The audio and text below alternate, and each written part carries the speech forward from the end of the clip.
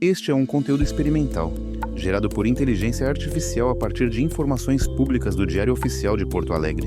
Embora façamos revisões contínuas, este podcast não substitui a consulta aos documentos oficiais. Utilize como um complemento acessível e fique atento a possíveis erros. O link para o Diário Oficial está disponível na descrição deste episódio. Capítulo único. Executivo.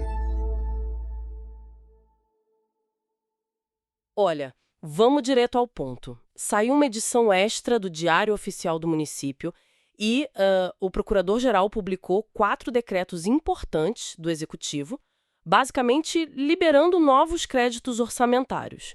E os valores, olha, são altos, viu? Exatamente.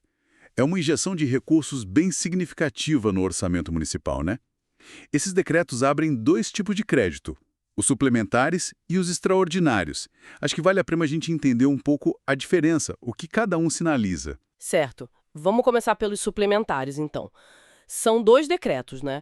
O primeiro, o número 23.374, abre um crédito de mais de 74 milhões e meio de reais. É um valor bem expressivo, não acha? E tem o segundo, o número 23.375, que adiciona mais uns 12 milhões e 300 mil. O que significa exatamente abrir um crédito suplementar nesse volume todo? Para que serve? Então, crédito suplementar, como o nome meio que já diz, né? Ele serve para suplementar, ou seja, para reforçar dotações orçamentárias que já existiam no orçamento. Dotações são aquelas verbas que já estavam destinadas para alguma coisa específica, sabe?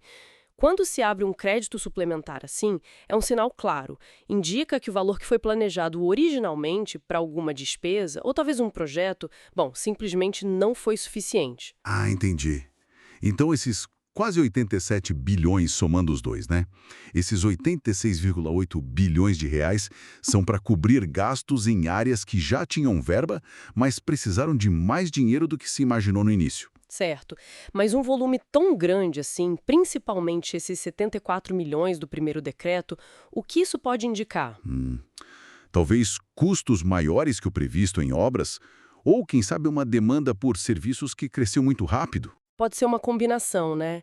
É comum em grandes projetos de infraestrutura, por exemplo, surgirem custos adicionais.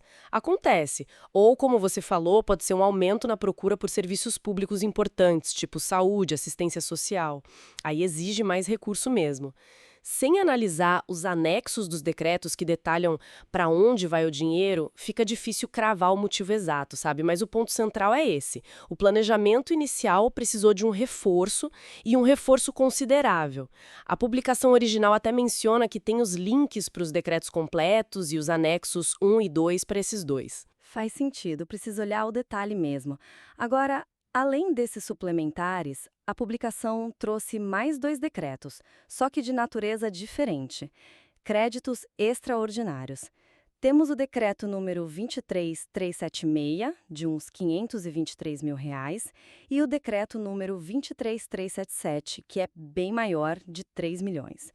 Qual a característica desses? São diferentes dos outros, né? Sim, aqui a lógica é outra. Crédito extraordinário é para despesa urgente e imprevisível, coisa que não tinha como prever mesmo. Pensa assim, tipo, situações de calamidade pública ou, sei lá, chuvas muito fortes que causam danos inesperados, outras emergências que, não tinham como estar no orçamento original porque eram imprevisíveis. E o fato de terem sido publicados numa edição extra do Diário Oficial, isso reforça essa ideia de urgência, certo? Não dava para esperar a publicação normal do dia seguinte, por exemplo. Exatamente. A publicação em edição extraordinária é um indício muito forte de que a liberação desses recursos era vista como inadiável pelo Executivo, urgente mesmo. E aí, somando tudo, né? Os 4 decretos, os 2 suplementares e os 2 extraordinários, a gente está falando de mais de 90 milhões de reais em recursos adicionais sendo autorizados. É um montante bem relevante que está entrando no orçamento municipal fora daquele ciclo orçamentário regular, que é o planejado. Entendi. Então, para a gente resumir a informação central, o Executivo Municipal autorizou, via edição extra, mais de 90 milhões de reais.